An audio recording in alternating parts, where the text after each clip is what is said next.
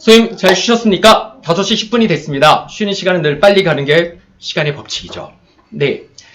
선생님 질문이 화면에 나와 있는데요. 학기 초 같이 가르치는 선임이 있는데 구술평가를 제안하셨대요. 민원을 걱정해가지고 이제 안 하고 싶다 이렇게 얘기를 하셨다 합니다. 하나는 같은 책이 아니라 다른 책을 읽는 게 좀 문제가 아닌가 이 얘기를 했는데요. 일단 첫 번째 질문부터 답하면 교육에서 같은 교실 안에서 한 교실 안에서 학생들의 수준이 다른 경우들이 많이 있잖아요. 그때 교실 안에서 수준별 수업과 평가하는 것이 교육학의 정석적인 방법 중에 하나입니다. 그러니까 교실 안에서 수준이 다를 때 못하는 아이는 좀 쉬운 책을 갖고 참여해서 최고 점수를 얻을 수 있고 똑똑한 아이들은 어려운 책을 선택해서 최고 점수를 얻을 수 있고 그러니까 잘하는 아이나 중간 아이나 못한 아이나 각각 자기 수준의 학습 재료를 선택해서 열심히 해서 성취를 얻을 수 있는 이게 이제 교육학에서 제대로 된 방식이거든요. 그러나 이런 개념이 있지 않는 동료 선임이라면은 같은 걸 읽어야지라는 생각에서 벗어나지 못할 겁니다. 이런 얘기를 해줘도 그런 것 같기도 하고 근데 왠지 불안한데 이렇게 생각을 하거든요. 이때는 권위의 힘에 의지해야 합니다. 선생님 교육 2015 구글이나 네이버에서 2015 교육과정 교수학습 자료 국어 이렇게 검색하면 2015 교육과정에 나온 다음에 교육부에서 과목별로 만들어낸 이 교수학습 자료가 있습니다. 중학교 책 한 권, 고등학교 책 한 권이 있는데요. 여기에 보면 선생님이 이제 얘기한 그 질문에 대한 교육부 자료의 답이 있습니다. 여러 종류의 책을 제시를 하고 그 중에서 학생이 자기 마음에 드는 자기 수준에 맞는 책을 골라서 읽게 하는 것이 더 이제 적절하다 이런 표현이 나오거든요. 그래서 교육부 자료집에서 이렇게 나오는 거를 이제 보여드리면서 말씀을 드리면은 좀 대화가 편안하실 겁니다. 이 자료가 검색하셨는데 검색이 안 된다면 간단하게 카톡 채팅에 한 줄 올려주시면은 이따가 제가 끝나고 검색해서 바로 링크를 보내드리겠습니다. 네. 또는 물고방 게시판에 제가 올려드리겠습니다. 물고방 누리집에. 네. 그리고 두 번째는 먼저 한 아이들보다 나중에 시행한 아이들이 이제 유리하지 않냐 뭐 이렇게 얘기를 하셨습니다. 구술평가 순서는 되게 예민합니다. 문제를 교사가 미리 알려주지 않은 상태에서 평가를 하면 나중에 평가한 학생들일수록 점수가 이렇게 높아지더라고요. 저도 처음 구술평가를 했을 때 그걸 봤습니다. 나중에 한 아이들일수록 점수가 높아지는 게 모든 반에서 확인이 되니까 이게 문제구나라고 느꼈습니다. 그래서 이걸 어떻게 해결했는가 하면은요. 문제를 보름 전에 공개했습니다. 보름 전에 공개하고 수업 시간에 그걸로 연습을 했습니다. 학습지로 쓰고 친구랑 연습도 한 겁니다. 그러고 나니까 수업 시간 차이, 먼저 한 아이와 나중에 한 아이, 심지어 이번 주에 평가하고 다음 주에 평가한 아이의 점수 차이가 나지 않았습니다. 그래서 이 지적은 되게 의미 있는 지적이고요. 이 부분은 문제를 보름 전에 공개하고 수업 시간에 한번 이걸 연습으로 실습하는 구술평가를 이런 방법을 통해서 이제 해결이 된다. 이렇게 말씀을 드리면 됩니다. 그리고 구술평가라면 3시간 정도가 걸리는데 이 시간이 너무 이제 길지 않느냐 이런 고민이 또 있죠. 한 모듬 4명의 아이들이 구술평가하는 데는 10분에서 15분 정도가 걸립니다. 근데 한 반이 한 30명 정도에 대한 교실에서는 한 7, 8개 모듬이 있으니까 한 3시간 정도 걸리는 거죠. 그러면 자기 거 15분 한 다음에 나머지 2시간 반은 애들이 놀게 되니까 학습 시간이 낭비되는 게 아닌가 이거 이제 맞는 말입니다. 그래서 구술평가를 할 때는 2개의 평가를 동시에 진행하는 것이 좋습니다. 예를 들면 책대화하기를 이제 할 때, 구술평가를 할 때 3시간 동안 구술평가를 하는 거예요. 그 사이에 애들은 책대화하기를 동시에 진행하는 겁니다. 3시간 동안. 그래서 첫 번째 시간은 4명 모둠에서 첫 번째 학생이 1번부터 3번까지의 이야기거리로 대화를 하고 물론 3기 끝나고 시간이 남으면 자기들이 생각해서 만든 질문으로 더 대화를 하는 거예요. 이렇게 대화를 하고 두 번째 시간에는 또 두 번째 학생이 4번부터 6번, 세 번째 시간은 세 번째 학생이 7번부터 10번까지 대화를 하는데 3시간 동안 책 대화기를 하고 있는데 그 사이에 교사가 한 모듬씩 다니면서 평가를 하는 겁니다.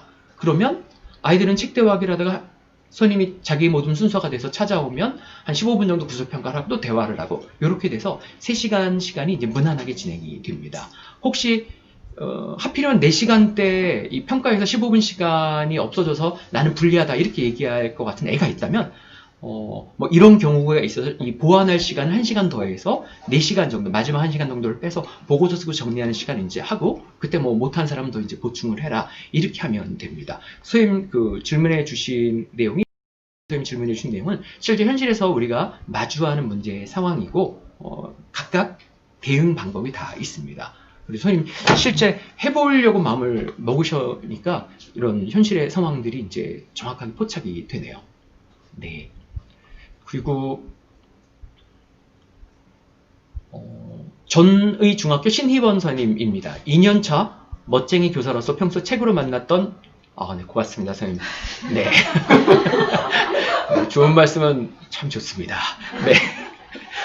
학생들에게 소설을 가르칠 때 지문을 잘 읽힐 수 있는 방법이 무엇인지 궁금합니다. 소설 읽고 활동을 하려고 할 때 간혹 소설 읽는 것 자체를 힘들어하는 애들이 보입니다. 어떻게 이런 애들이 흥미를 갖고 읽을 수 있게 하실지 궁금합니다. 선생님, 소설을 잘 읽게 하려면 재미가 있어야 됩니다. 우리의 목표는 교사는 재밌지만 학생은 재미가 없는 책도 애가 잘 읽어내는 것입니다.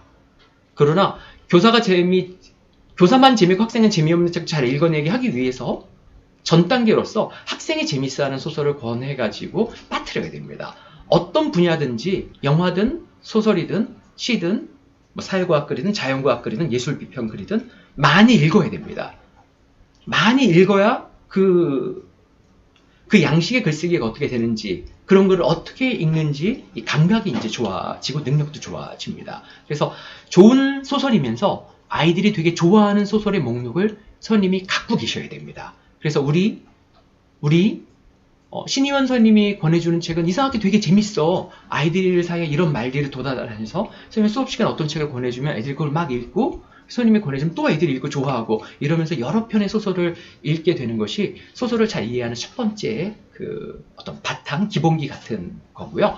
두 번째는 선생님이 그 아이에게 어떤 질문을 던져서 그 아이가 소설을 이해하는 과정을 이끌어가는지, 이게 두 번째 능력입니다. 교과서에 있는 학습활동도 사실은 교사가 던지는 질문을 학습활동으로 만들어 놓은 건데, 안타깝게도 그 질문이 그렇게 날카롭지 않은 경우가 많이 있습니다. 안타깝게도 그렇습니다. 원래 교재가 부족하면 교사가 뒷감당을 해야 되는 것입니다. 선생님이 뭔가 좋은 질문을 만들어서 이렇게 뚫고 가야 됩니다. 두 번째, 국어교사로서 개인적으로 공부도 하고 교양도 쌓고 싶은데 어떻게 하면 잘할 수 있나요? 제가 잘 대답 드릴 수 있습니다. 선생님, 상태 좋은 사람이 있는 데를 찾아가야 됩니다. 선생님의 동네가 어딘지 제가 알면 그 동네에 어디 좋은 데를 제가 바로 알려드릴 수 있는데요. 만약 대전, 세종시 이런 데를 사시면 거기에 독립서점, 인문학서점 이런 데가 있습니다. 그 지역마다 독립서점은 대부분 저자들을 불러서 이렇게 강의도 하고 독서 모임도 이제 있습니다.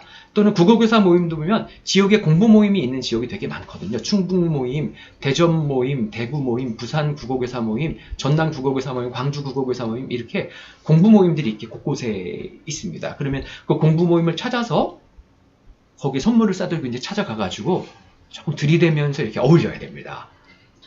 이때 처음 찾아간 교사가 느끼는 마음은 엄청난 외로움입니다. 이게 대학생 때랑 달라서 어른들의 모임은 와도 챙겨주지가 않습니다.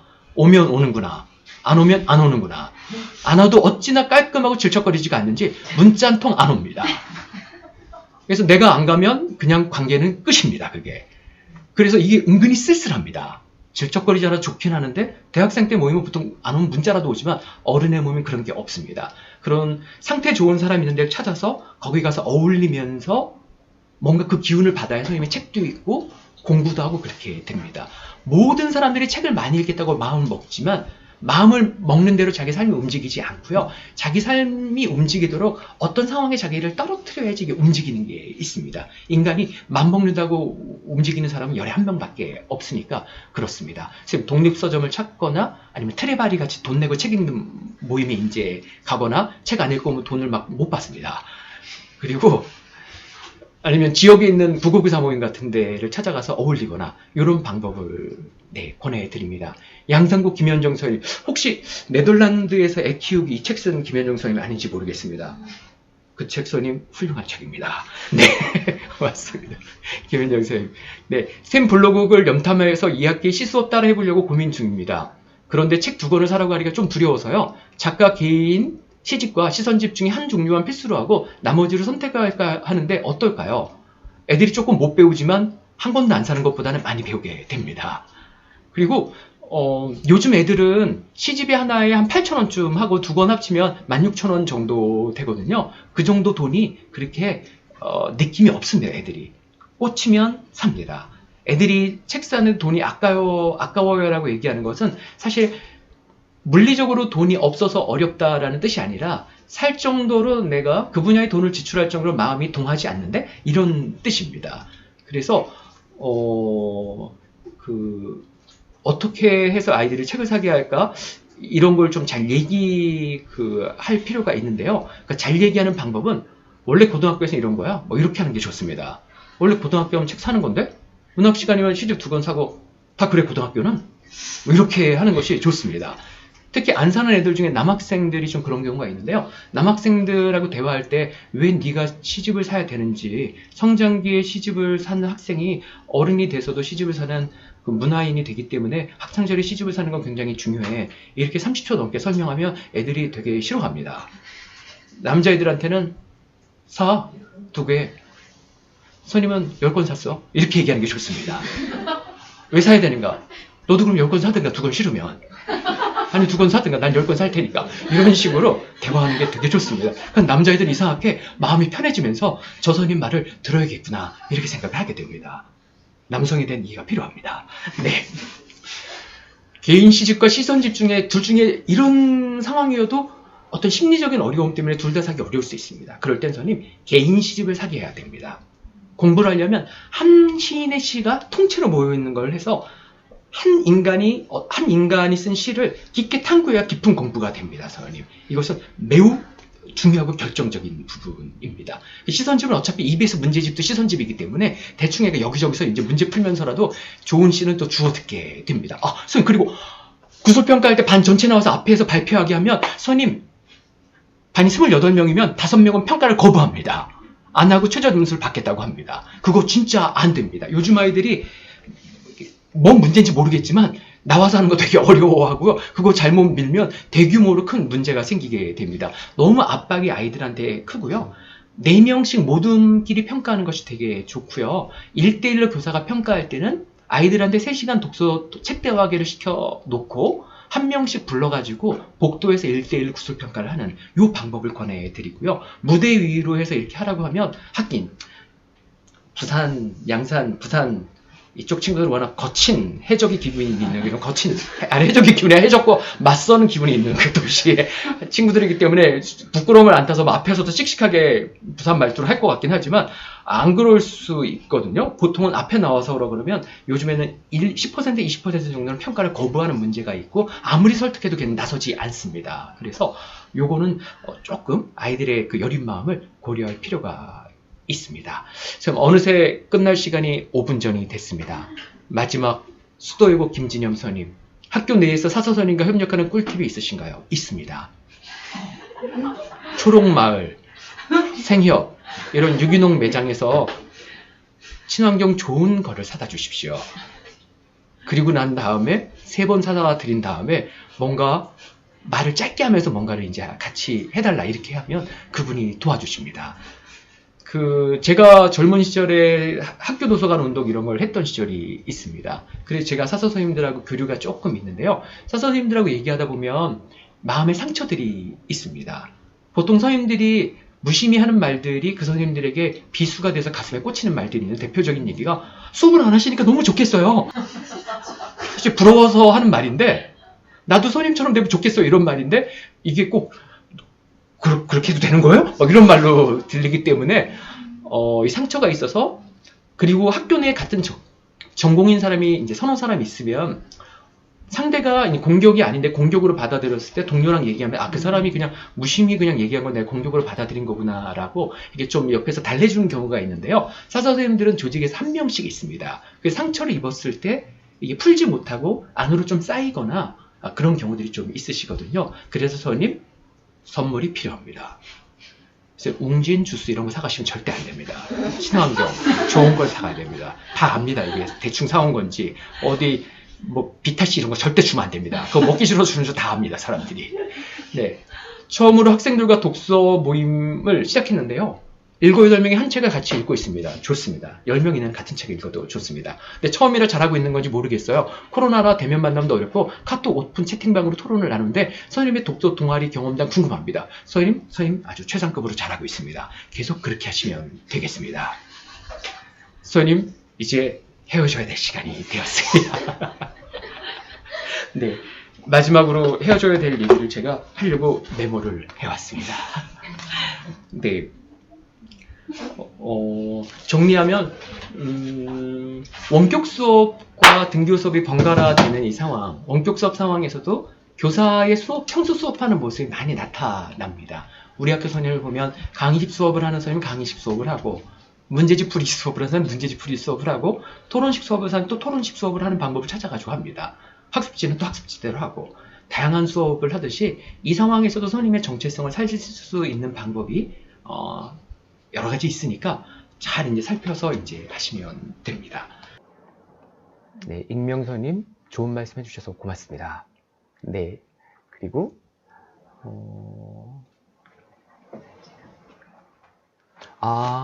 이 박선미 선생님, 이 긴장하지 않는 태도를 가능하게 하는 선생님의 세계관이 궁금해요. 제가 사실은 긴장하고 있는데 티가 안 날 뿐입니다, 선생님. 그리고 어떤 걸 할 때 완벽하게 원래 안 되는 게 사람들이 아닌가, 이런 생각을 기본적으로 갖고 있고요. 제 삶의 신조는 대충 하는 사람이 세상을 바꾼다입니다. 살다 보면 제대로 하려다가, 제대로 하려고 마음 먹다가, 여건이 늘 안 되잖아요. 일단 내가 준비가 안 됩니다. 제대로 하려고 해도. 그러다가 이제 정년퇴직하는 경우들을 제가 몇 번 봐가지고, 사람이 제대로 하면 안 되고, 그 시점에서 할 수 있는 만큼 대충 하면서 뭔가 나도 달라지고 세상도 달라지고 그런 거구나, 이렇게 생각을 합니다. 네, 제 세계관은 네, 그렇습니다. 시대화학이나 호계중 정다영 선생님께서 시대화학이나 수행활동을 집필평가에도 출제하시는지 궁금합니다, 이렇게 물어봐 주셨는데요. 집필의 시대화하기를 출제를 할 때도 있습니다. 올해는 출제를 안 했는데요. 또 출제를 할 때는 아이들이 대화하기 한 거를 그냥 글로 내는 겁니다. 글로 내고 그걸 읽기 문제로 이제 평가할 때도 있습니다. 예를 들면 시집으로 책 대화하기 수행평가를 하고 그 잘된 글을 한 3편 정도 아이들한테 알려줍니다. 이 3편 글은 되게 잘 됐으니까 너희도 보고 여기서 시험 문제를 내겠다. 이렇게 그 3편을 시험 범위에 포함시키고요. 그리고 이제 거기서 이제 읽기 문제를 내는 거죠. 근데 늘 그렇게 하는 것은 아니고요. 더 많은 경우는 집필은 집필대로 이제 가고 수행평가는 수행평가대로 가고 그런 식으로 이제 하고 있습니다. 그리고 이걸 궁금해하실 수도 있는데, 제가 하는 수업은 50%는 관행적 수업이고요. 50%는 좀 괜찮은 수업입니다. 그러니까 한 달은 책을 읽고 이런저런 활동을 하는 수업을 하고, 한 달은 주입식 수업이나 문제풀이 수업이나 강의식 수업을 하고 이렇게 하는 겁니다. 그래서 저는 머리끝부터 발끝까지 혁신을 한 교사는 아니고요. 절충과 타협을 한 교사라고 보면 됩니다. 네. 네, 원종고의 정소영 선생님 보시면 작년 고3을 데리고 구술평가를 해보았습니다. 아이들은 면접 준비라 생각하고 열심히 참여해서 좋았지만 평가를 해야 하는 건 평가해야 되고 피드백을 해줘야 된다는 생각에 너무 무리해서 힘들었습니다. 되게 여러 시간이 이제 걸렸습니다. 라고 했습니다. 구술평가를 하면 저는 이제 3문제를 묻는 방식으로 했습니다. 제가 만든 문제 10개 중에서 학생들이 제비뽑기를 2개를 골라서 얘기를 하고요. 하나는 같은 모든 친구가 준비해온 문제를 이제 듣고서 이제 대답하는 방식으로 했습니다. 그렇게 했고요. 그러면 수업 시간이 3시간 정도 걸립니다. 그리고 악차하면 4시간까지 걸립니다. 1시간에 등교 수업 때 악착같이 하면 1시간에 3모둠까지 할 수 있고요. 좀 한가하게 하거나 단축 수업을 한다면 1시간에 2모둠 정도밖에 못합니다. 그리고 만약 주당 수업 시간이 한 반에 들어가는 시간이 적다면은 그 경우에는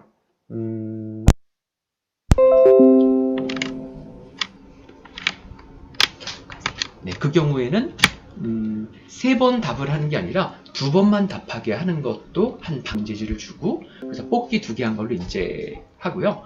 한 문제 친구가 묻는 문제를 하지 않으면 시간이 굉장히 빨라집니다.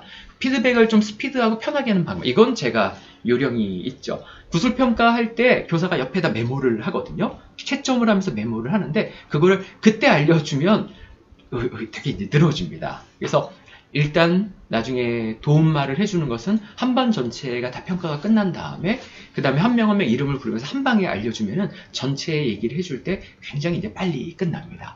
곧바로 해주는 것이 제일 좋겠지만, 그러면 교사가 그 얘기를 해주고 다시 채점 상태로 교사의 설정이 바뀌는데 지체되는 시간이 은근히 있고 피로도가 상당히 많이 있습니다. 그래서 즉각해주면 좋지만 약간 한 걸음 물러서가지고 한 3시간 정도 구술평가가 다 끝나고 그 다음에 이제 한 번에 그 반 전체 아이들에게 얘기해주는 것이 좀 선생님께서 견딜만 하실 겁니다.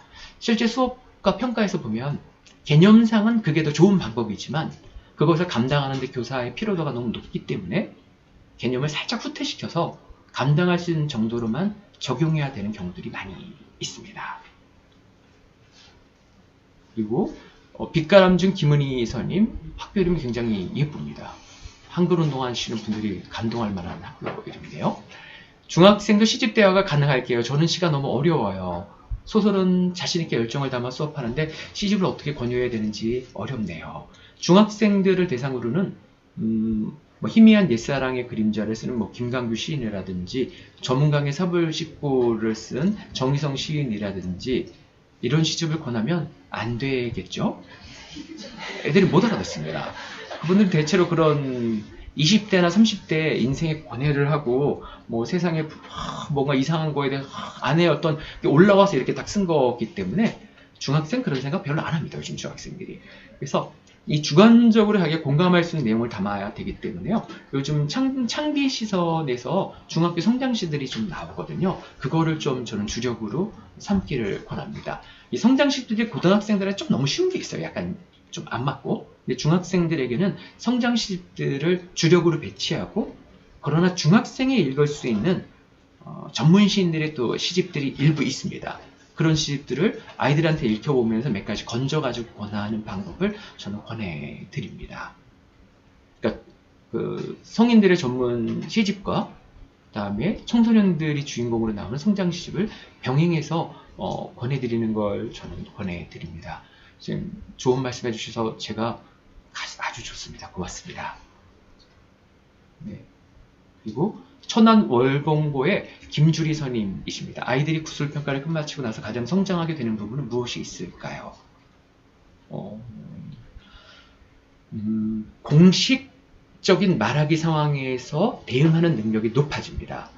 실제 구술평가를 보면 평가 순간에서는 아이들이 너무나 긴장을 하기 때문에 호흡이 가빠지고 뭘 배워야 될지 잘 기억이 안 나서 모릅니다. 실제 평가 상황은 긴장해가지고 잘 모르게 되는데요.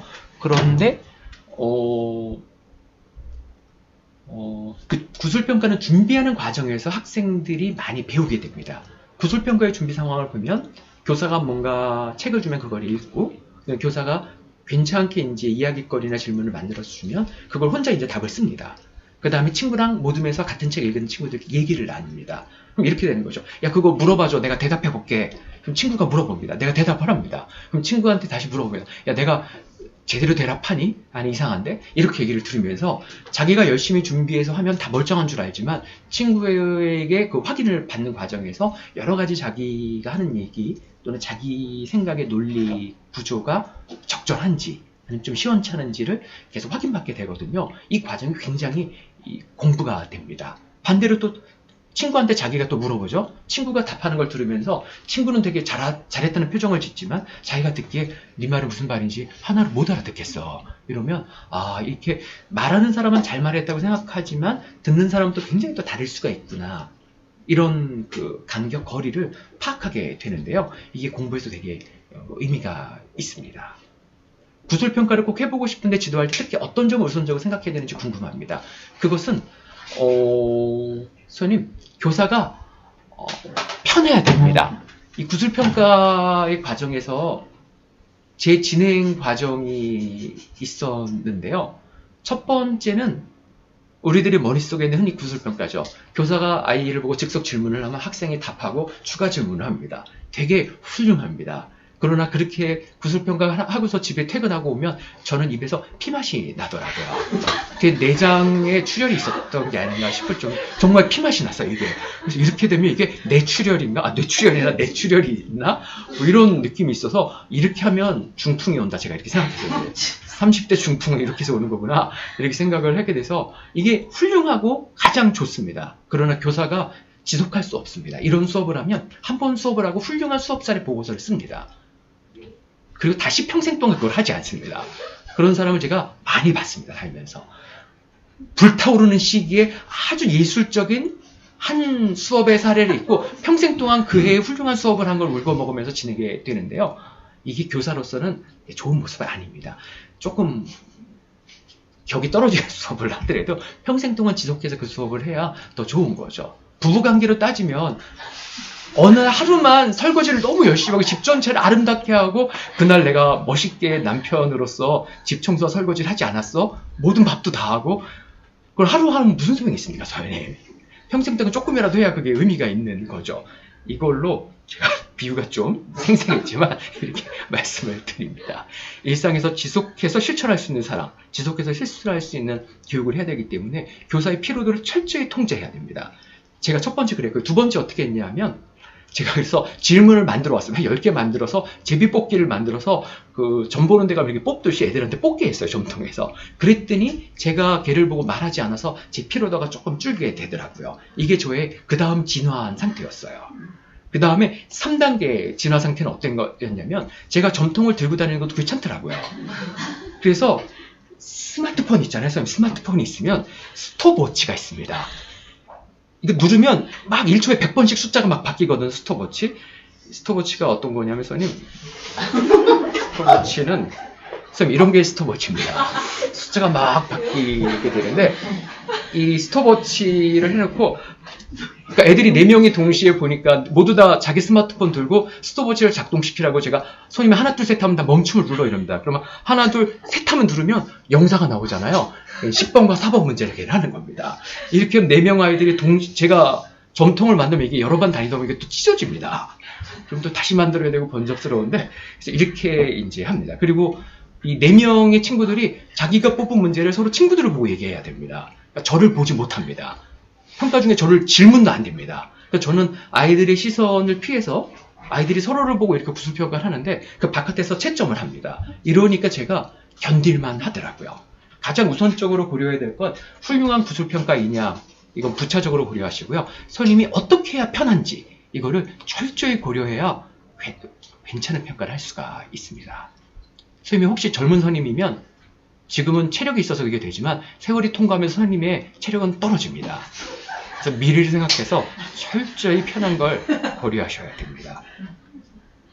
새뜸중 박지용 선생님, 시 목록을 보니 어마어마하네요. 평소에 시를 잘 읽으시는지, 읽으실 때 수업과 어떻게 연관지어 생각하는지 사고의 과정이 궁금합니다.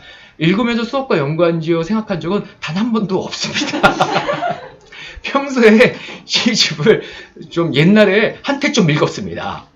시집을 읽는 건 무슨 계기가 있어야 읽더라고요. 대학생 때는 그런 걸 읽으면 멋진 남자 대학생이 되는 줄 알고 제가 읽었습니다. 시집을 들고 다니는 남자 대학생 모양 나오잖아요.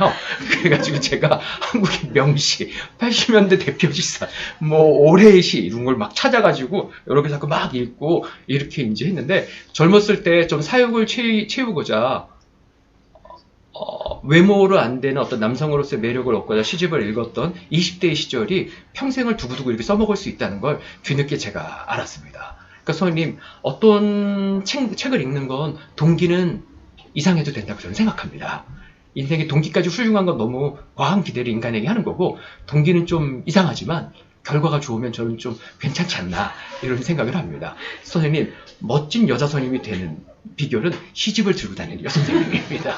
교무실에 시집을 30권 정도 딱 깔아놔 보세요. 그러면 사람들이 지나다니면서 박 선생님은 시집을 30권이나 놓고 시집을 읽는 선생님이야? 그럼요, 저는 시집을 들고 다니는 여자예요. 저는 시집을 들고 다니는 남자예요. 뭐 이런 식의 저는 괜찮습니다. 수업과 연관된 생각 그런 거 보통 우리 하지 않습니다. 그리고 전의중 친희원 선생님, 저는 항상 좋은 질문을 불러일으키면서도 핵심을 꿰뚫는 질문을 만드는 게 되게 어렵다고 생각합니다. 그래서 이게 어렵습니다. 교사가 던지는 질문은 그 교사의 총체적인 능력입니다. 그 교사의 공부 전체를 보여주는 거고요. 굉장히 어렵습니다, 선생님. 이게 남이 만든 거 보면 쉬워 보이지만 막상 내가 해보면 땀이 삐질삐질합니다. 저도 이렇게 만들어 놓은 거 있잖아요. 저거 만드는데 혼신의 힘을 다해가지고 만든 겁니다. 저 3가지 틀 만들어서 이렇게 만들어 놨잖아요. 사회과학 책 10개, 소설책 10개, 시집 10개잖아요. 저 그거 정년 퇴직 때까지 써먹을 겁니다. 우리 학교 구술평가 문제는 이 문제로 다 똑같아요. 사회도 똑같고 국어도 똑같고 제2외국어도 똑같습니다. 고등학교 1학년 때 문제와 고등학교 2학년 때 문제가 똑같습니다. 고등학교 2학년 1학기 2학기 문제가 똑같고 고등학교 3학년 1, 2학기 문제가 똑같습니다. 그래서 우리 학교 3년 전체의 문제는 과목과 상관없이 다 똑같습니다. 그래서 이 유형의 책을 읽을 때 이 10가지 질문에 대답하는 연습을 하면 저는 충분하다고 보고요. 새로운 질문을 발굴하려고 하기보다 괜찮게 만들어진 10개의 질문을 계속 훈련시키면서 이 정도의 대응 능력을 가지면 된다. 이렇게 생각을 합니다. 그 밖에 다른 질문은 뭐 중학생이면 고등학교 올라가서 다른 선생님 만나서 또 그분의 질문을 만나면 그때 좀 다채로움은 형성되겠지. 이렇게 생각을 합니다. 그리고 질문을 어떻게 만드는지는요. 일단 사회과학 책을 읽고 질문을 만들 때 혼자 앉아서 만들면 이게 잘 안 됩니다. 우리가 대학 때 또는 임용고시 공부를 하느라고 그 독서 이론 이런 거 배우잖아요. 어떻게 읽는다, 저렇게 읽는다 배우는데 그 이론을 갖다가 붙여서 만든다가 표준적인 답인데 그 실제 보면 잘 안 됩니다. 그래서 제일 좋은 참신한 방법은 독서 토론을 하는 게 제일 좋습니다. 그 책을 읽고 선생님들끼리 독서 토론을 해도 되고 학생들끼리 독서 토론을 해도 됩니다. 토론을 해보면 괜찮은 이제 얘기가 나오거든요. 그럼 그거를 살짝 메모해 놨다가 그거를 질문으로 만들면 됩니다. 그러니까 특정한 책에 어울리는 질문이 있거든요. 한 권의 책에 어울리는 질문이 있고 그와 같은 부류의 책에 어울리는 질문이 있습니다. 그걸 포착해내는 방법은 선생님들이 책 읽고 대화하는 독서 토론 모임에 좀 참여하시면서 대화 나오는 것 중에 뭔가 이렇게 느낌 오는 거 있거든요. 그런 걸 메모해 놓으면 좀 쓰실 수가 있습니다. 그리고 두 번째는 자기 내면을 들여다보고 그거를 이렇게 메모할 수 있는 선생님인 경우에 쓸 수 있는 방법인데요. 책을 혼자 읽습니다. 혼자 읽고 소화를 합니다. 내가 책을 읽고 어떻게 소화했는지 내가 책을 읽고 소화한 과정을 내 마음의 진행 과정을 가만히 들여다봅니다. 가만히 들여다보면서 내비게이션처럼 그 길목마다 그걸 질문으로 만드는 겁니다. 이게 말이 그렇듯하지 실제 해보면 쉽지 않습니다. 모든 책에 생각의 과정이 있지 않습니다. 어떤 책은 아무 생각이 없습니다. 그런 건 안 되고 어떤 책을 읽으면 생각이 움직이고 내가 이 책을 읽고 내가 소화한 과정이 내가 생각해도 그게 괜찮은데 이런 경우에는 그 과정을 잡아내가지고 이렇게 질문으로 만들면 됩니다. 그리고 지금 이 개인이 질문을 만들기가 쉽지 않거든요. 그러면 다른 사람이 만들어 놓은 질문을 좀 가져다가 쓰면서 어느 순간 자기식으로 이제 발전시키는 방법도 있고요.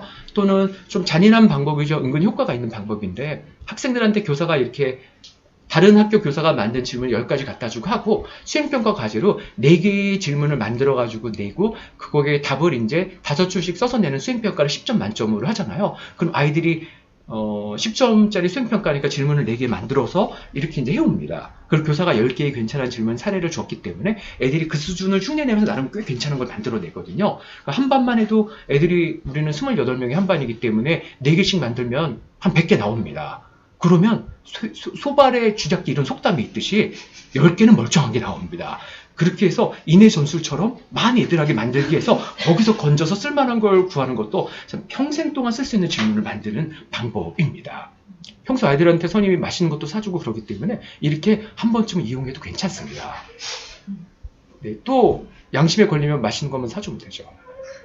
네, 전주 영생고 임순호아 선임입니다. 학생들마다 독서력이 차이가 있는데 제한 없이 본인이 읽고 싶은 책을 고르도록 했는지 가이드라인을 주었는지 궁금합니다.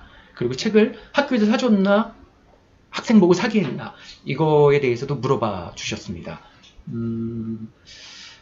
저는 책을 제가 15종 정도를 15종 이상을 제시를 합니다. 고등학교 교사잖아요. 고등학생 책을 5개 주고 대학교 1, 2학년용을 5개를 주고 중학교 2, 3학년용을 5개를 줍니다. 대학생용 책을 주는 건 별로 어렵지 않습니다. 그냥 교사들이 좋은 책이라고 생각하면 보통 대학생용 책입니다. 중학생용 책을 넣을 때 약간 마음에 걸립니다. 그럴 때 현실을 직시하자 이렇게 생각을 합니다. 우리는 28명이 한 반이 있는데 반 애들 중에 3명씩은 중학교에 가서 앉아 있어도 괜찮을 애들입니다. 그런 애들에게 고등학생용 책을 주면 이상 행동들을 보이게 됩니다. 그래서 걔네들이 있다는 걸 제가 꼭 이렇게 다시 기억을 떠올린 다음에 중학교 2, 3학년용 책을 5개를 이제 넣어 놓습니다. 이렇게 15권을 제시해 놓고 애들 보고 마음에 드는 책을 고르라고 하고요. 같은 책을 고른 애들끼리 이제 모둠을 짜라고 하면 망치게 됩니다. 같은 애들끼리 같은 책을 먼저 고르게 모둠을 짜면 그 학교 애들이 착하고 선한 애들이고 선임이 어떤 신기가 있어가지고 악한 행동을 할 때 선임이 딱 걔를 보면 걔가 착한 행동을 바뀌는 이런 선임만 수업이 되고요. 보통 사람은 수업이 안 됩니다. 책을 골라가지고 같은 책 고른 친구를 딱 봤는데 걔가 내 마음에 안 드는 애잖아요. 나쁜 애들 같은 경우 너가 여기 있어? 나 너랑 안 해. 이렇게 하고 딴 데 갑니다. 나 너랑 안 해를 늦게 말하는 애가 되게 억울해합니다. 저 대사를 내가 먼저 했어야 되는데 내가 먼저 제일 찼어야 되는데 뭐 이러면서 그렇게 이제 되거든요. 그래서 모둠을 먼저 짜고 그 다음에 오둠에서 상에서 책을 고르는 것이 야박한 애들이 상당수 섞여 있는 학교에서는 안전한 방법입니다. 그리고 책을 선정하는 경우는 경기도는 학생 수도 많고 학교도 많고 이래가지고 사줄 돈이 없습니다. 우리 학교 한 학년이 12개 반입니다. 한 반은 28명에서 31명 사이고요. 사줄 돈이 없습니다. 그래서 책을 사는 건 자력갱생을 원칙으로 합니다. 그래서 다 자기 돈으로 사고요. 정말 기부연 사연이 있어 책을 못 살 정도 애들만 조용히 수업 끝나고 교사에게 찾아와라 이렇게 얘기를 합니다. 수업 때 얘기하라고 하면 안 그럽니다. 애들이 장난삼아서 막 저희 집이 가난하고 형편 어려운데 막 이렇게 우후죽순 장난삼아 하는 애들이 있어가지고요. 학교 끝나고 조용히 찾아오라 그러면 장난하던 애들은 또 까먹고 이제 안 오기 때문에 그런 애들이 오면 조용히 도서관에 있는 책을 넌 조용히 빌려서 읽고 책 검사할 때 그냥 가만히 있어라 이렇게 얘기를 해주게 됩니다. 저는 그러니까 책을 학생에게 사게 하는 교사고요. 책을 사는 것도 교육이라고 생각을 합니다. 책 구입할 때 학원에 거칠 필요 없습니다. 선생님 학교 운영위원입니다. 부교재를 거쳐야 된다고 했는데 부교재를 쓰는 문제집은 거쳐야 되지만 책은 부교재로 표현하지 않습니다. 물론 그 학년 전체를 한 종류의 책으로 학년 전체를 한다면 부교재의 범위에 들어갑니다. 근데 한 반씩만 같은 책으로 한다면 부교재에 들어가지 않고 모둠끼리만 같은 책인 경우에 부교재의 범위에 들어가지 않기 때문에 통과하지 않아도 됩니다. 정리하면 선생님이 가르치는 학년 전체를 동일한 책 한 종류를 할 때는 학운위를 통과하되 여러 종류의 책을 고르게 할 때는 통과하지 않아도 된다입니다. 선생님 질문이 끝도 없이 계속 올라오는 것 같은데 계속 이렇게 하는 것이 선생님 혹시 지루하지 않을까 싶어가지고요. 제가 좀 조심스럽긴 합니다. 네. 김소연 선생님, 영상 올리고 교사가 책 읽고 학생 보고 책 읽기 따라하라는 영상 올리는 거 굉장히 좋습니다. 그리고 댓글은 자기가 읽은 책의 소감을 적는 건데요. 이게 그리고 자유롭게 댓글을 달라. 선생님 이 말 쓰면 안 됩니다. 애들한테 글쓰기 할 때 자유롭게 써라라고 하면 보통 망합니다. 애들은 자유롭게라는 말을 너무 어려워합니다. 그래서 매우 구체적으로 특정을 해줘야 됩니다. 마음에 드는 한 문장을 찾아서 쓰고 그 이유를 달아라. 또는 읽은 책의 소감을 적어. 소감도 좀 위험한데 이 책 읽기를 했을 때는 소감을 적으라고 하는 것이 성공하더라고요. 보통 소감은 실패합니다. 근데 이게 되기는 하더라고요. 또는 선임이 10개의 질문을 주고 그 중에서 자기가 답할 수 있는 질문 하나를 골라서 거기에 대한 답을 이제 세 줄만 써라. 이런 식으로 하는 것이 안전합니다. 자유롭게 쓰라 그러면 이상한 것을 이제 보게 됩니다. 네. 네. 그러면 제가 혹시 선생님들이 지루해야 할까 싶어서 물어봤는데 앞에 감독 역할하는 김영희 선생님이 계속 하라고 하길래 계속 하겠습니다, 선생님. 네. 네. 정광고 정주옥 선생님입니다. 예전에 서평쓰기 연수를 인상 깊게 들었습니다. 구술평가를 구체적으로 하시는데 서평쓰기 전에 구술평가를 자세히 수행평가를 하는 이유가 있으신지요? 구술평가를 하고 나면 구술평가를 준비하는 과정에서 학생들이 의미 있는 질문에 대해서 이렇게 답변하는 연습을 합니다. 그리고 친구랑 거기에 대해 소통을 하면서 친구는 어떻게 얘기하는지, 친구가 어떻게 얘기할 때 나에게 설득력 있게 들리는지, 내가 얘기하는 것이 친구에게 좋은 평가를 내가 들을 때와 안 들을 때 여러 가지를 살펴볼 수가 있습니다. 그래서 내가 어떤 것을 생각하고 그 생각을 표현하는 것이 성공하는 것과 실패하는 것, 이걸 이제 알 수 있게 되거든요. 그래서 서평 쓰기 이전에 이것을 하면 서평의 질이 조금 높아질 수 있습니다. 시대가 바뀌어 비슷한 수행평가를 진행하는데 예전과 달라진 학생들의 모습을 발견하신 적은 없으신지요?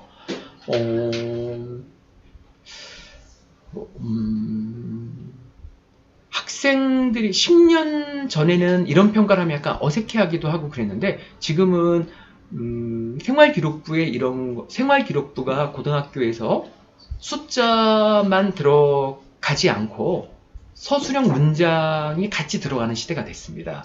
그러니까 지금은 이런 걸 하는 것이 특별한 교육이라고 아이들이 생각하는 게 아니라요.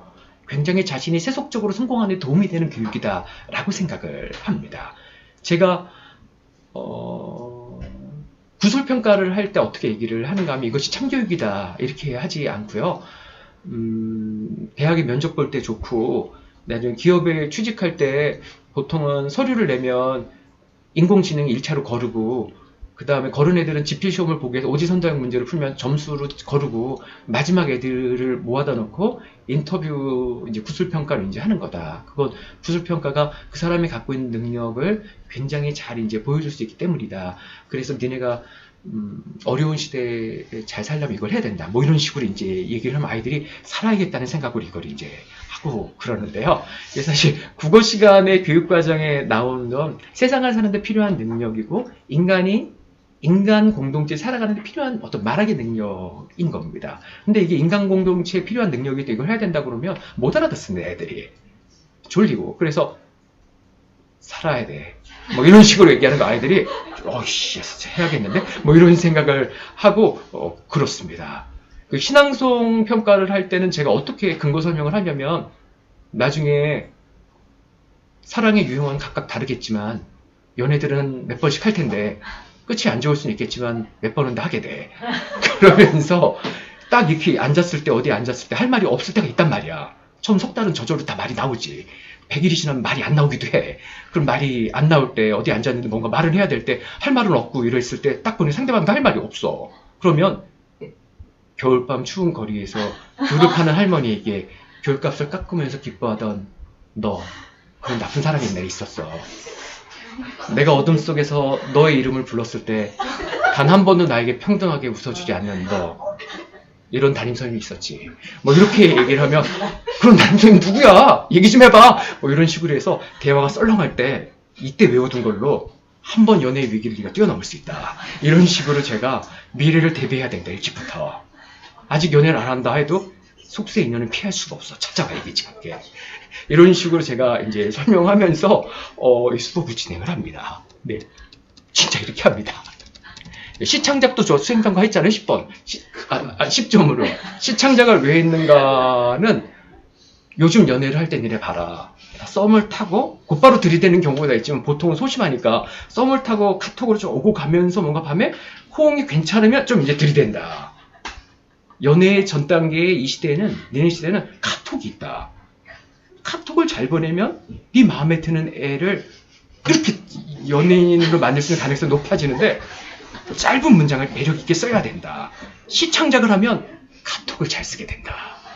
사랑에 성공할 수 있기 때문에 해야 된다. 어떻게 공부가 대인배만 도움이 되는 거 하겠냐. 인생에 도움이 되고 사랑에 도움이 되는 거 해야 된다. 시창작 잘 익혀둬라. 사랑에 도움이 된다. 나중에 결혼할 때 선 생각날 것이다. 이렇게 제가 얘기를 하거든요. 뭐 이런 식으로 저는 수업을 합니다. 네.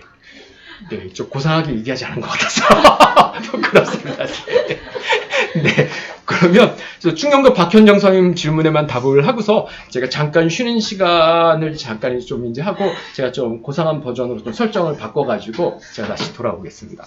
자, 그러면 2부의 마지막 질문 박현정 선생님이십니다. 물거방에 선생님께서 성덕이 되었을까요? 선생님, 저는 성덕 같은 어려운 말을 모릅니다. 네, 되었어 그랬군요. 아, 이런. 네, 고맙습니다. 다 알고 있었습니다, 선생님. 작년에 바깥은 여름으로 한 권 읽기를 하다 자력으로 혼자 읽기 힘들어하는 아이들이 있어 중간에 제가 음성으로 소설을 녹음해서 들려주니 책 읽기는 못하는 아이들도 책을 읽더라고요. 선생님의 노란 책에서 도움을 얻었어요. 선생님, 노란 책은 나의 책 읽기 수업이라고 여름에 읽으면 복이 오는 책입니다. 네. 선생님, 그 책을 사잖아요. 1,200원씩 제 계좌로 입금돼요. 책을 읽는 모습을 동영상으로 올리신다는 말씀 들으면서 온라인으로서도 낭독의 방식도 괜찮지 않을까 생각이 들었어요. 저는 작년에 오프라인 한 편만 해보고 다른 선생님께서 수업을 균형 맞추자고 하셔서 이렇게 긴 줄 몰랐습니다. 선생님이 단편 한 편만 하다 말았던지라 수업 방식에 대한 자기평가가 부족했어요. 휴직이라 복지고 한 번 해보려 했는데 혹시 온라인에서 낭독으로 수업했을 때 단점은 무엇일까요? 선생님, 단점 없습니다. 선생님. 좋습니다. 선생님, 저도 인터넷에서 유튜브 이렇게 체력이 떨어지고 이게 방전이 되었을 때 틀어놓으면 책 읽어주는 유튜브, 운전하다 녹초가 되면 책 읽어주는 어떤 팟캐스트 유튜브 이런 걸 틀어놓고 그러거든요. 선생님, 단점 별로 없고요. 뭐 단점이라면 기대만큼 안 된다는 겁니다. 처음에 책을 읽어주면 애들이 좋아해요. 그래서 선생님이 녹음을 합니다. 마음은 단편을 처음부터 끝까지 읽을 수 있을 거라고 생각을 합니다. 근데 막상 소리내서 읽으면 시간이 엄청나게 걸린다는 걸 압니다. 결국은 책의 일부분, 단편의 일부분을 읽을 수밖에 없습니다. 그러니까 책을 처음부터 끝까지, 단편이라 할지라도 처음부터 끝까지 읽기에 굉장히 어렵습니다. 결국 발췌해서 읽을 수밖에 없거든요. 그것이 단점이라면 단점이고요. 그건 뭐 이 낭독의 그냥 특성 자체라고 보시면 됩니다. 처음부터 끝까지 읽지 못하는 게 단점이고요. 온라인 소리내서 이제 낭독해서 아이의 마음을 이제 좀 읽어야 되겠다 호기심을 불러일으키고 또는 듣는 것 자체로 어떤 공부가 되고 그 다음에 처음부터 끝까지 읽는 것은 책을 들고 아이가 읽어야 이제 되는 것입니다. 자, 선생님들 이렇게 질문을 열띠게 해주셔서 저는 굉장히 좋았습니다. 선생님 잘 쉬시고요. 지금 4시 54분인데 10분 쉬면 감질 만나서 안 됩니다. 선생님. 4시 10분에 16분을 쉬고 4시 10분 정도에 다시 만나면 선생님 5시 10분에 다시 만나면 의욕이 되살아나게 됩니다. 5시 10분에 뵙겠습니다.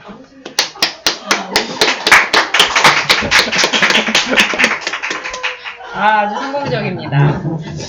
책장에 책 샀다고 간증하는 지금 막 연애에 대한 불만이 막 항의가 쇄도하고 있어요, 선생님. 연애에 대한 연애만의 동의를 못하고 있어요.